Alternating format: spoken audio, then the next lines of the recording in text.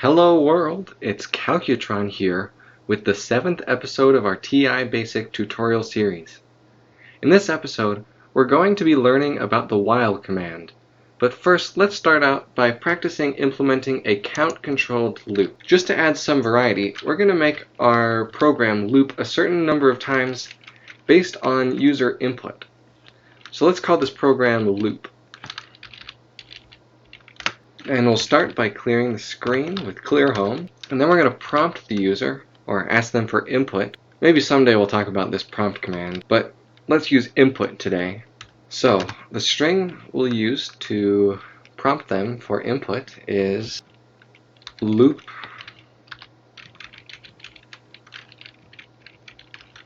amount, and we'll abbreviate a little bit. And we'll put in a colon, and we want to store that. Let's store it into the variable t for total. And then we want to set up our loop count variable, so each time through the loop we want to increment this variable. So let's use c for count, so we'll start it as 1, and then we need a label for the loop, so label, and we can call this label a.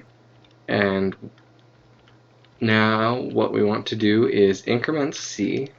Well, first let's create our loop. So we put in a goto, and now we have our loop. So it's going to, when it reaches this point, loop back up to this label a.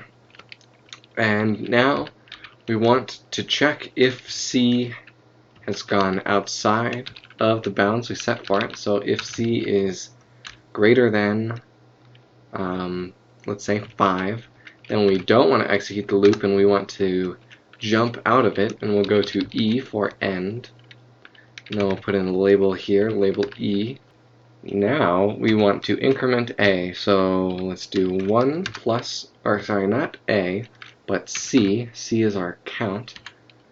1 plus C stored in C, and then, we seem to have made a mistake and deleted our goto. So this was a goto A. Okay, now we're back, and we just want to display hello. Okay, there we go. Display hello. Now when we run this, it asks us how many times we want to loop. Let's say we want to loop 6 times, and 6 times it will print out hello. 1, 2, 3, 5 times it will print out hello. So we made a mistake, and this is called an off by 1 error, and it's a very common error. You might even see it abbreviated as OBEO. So if someone says oboe to you, there's a chance they're talking about a musical instrument, and there's also a chance that they're talking about an off by 1 error in your program. So what we want to do to fix this is to change this to if c is greater than,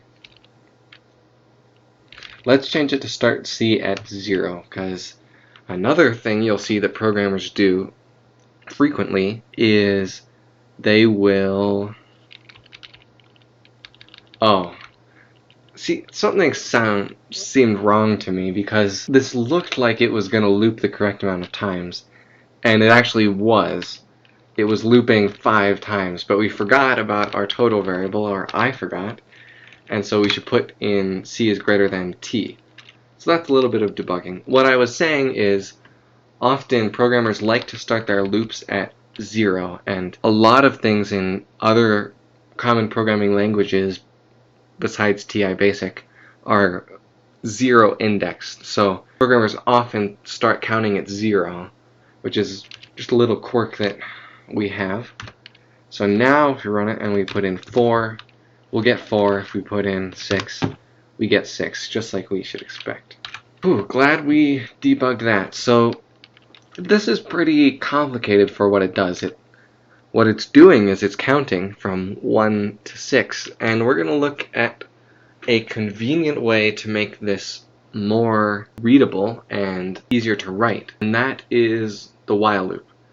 So in the last episode, we learned why go-tos might not be such a good idea to use, or we at least touched on it. And you might be thinking, if go-tos aren't good practice, then how do we make loops? And that's a good question. And from what we know right now, we don't have any other options. We have to use go-tos in order to make loops. But luckily, there's another option, and that's the while command. So let's take a look at the while command and compare it to what we did with go-tos. So I'm going to delete all the stuff in here related to go-tos. I'll delete that too, and that, and this, and this. So this is basically the part of our loop that doesn't rely on go-tos.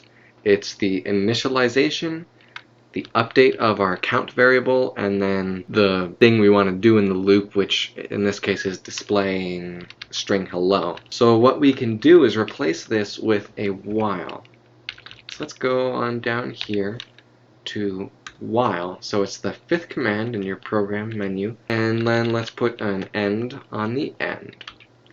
So while loops are very similar to if statements, and just like if statements, they have a condition and an end. So let's give our while a condition, and the condition is going to be while c is less than or equal to t. So the way this works is we can think of it basically like an if statement with one quirk. So that quirk is when you get to the end, if the condition was true, you loop back up, which is why it's called a while loop.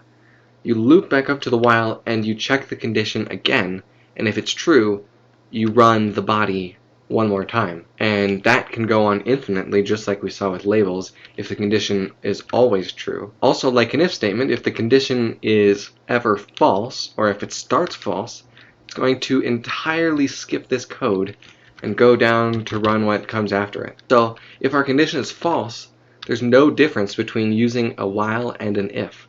But if it is true, then a while will repeat the code as long as the condition remains true. With a while loop, we can also make condition-controlled loop, just like with go-tos. So remember, with our go-tos, the condition-controlled loop was the one where we kept prompting the user as to whether or not they wanted to continue running through the loop, instead of using a count variable and updating it each time. So let's switch this to be a condition-controlled loop. And so we can get rid of this input, and we can change this to be while L, and we'll say L for loop, and we'll start L as 1, so it will enter the while loop, we'll display hello, and then we will update our condition using input, and then we'll ask them would they like to loop, and we'll store that into L.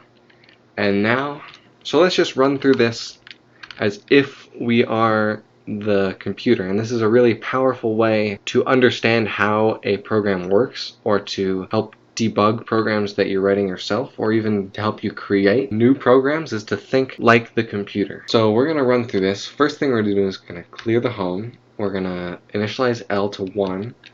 Now L is 1, so we're going to enter the loop. We're going to display hello.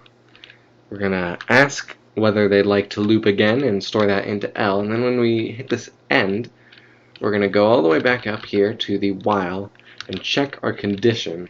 So if they entered a 0, then our condition has become false, and we can go down to this end and run the code below.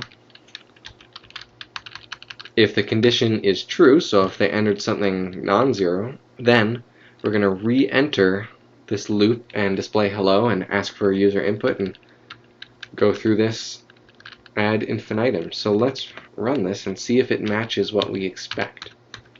Okay, so it went through the loop once, and now it's asking us whether we want to loop again. The first time, let's say yes, and it goes through again, just like we were expecting.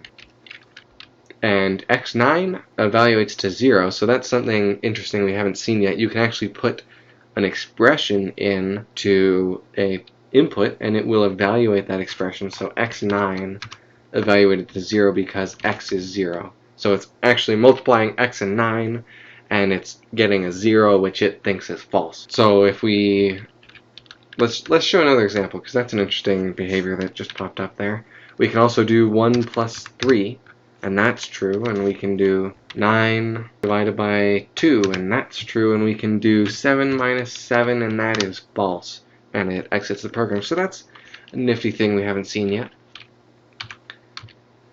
Now, this while is nice and convenient, but it's important to note that this doesn't give us any new functionality that we couldn't achieve with gotos.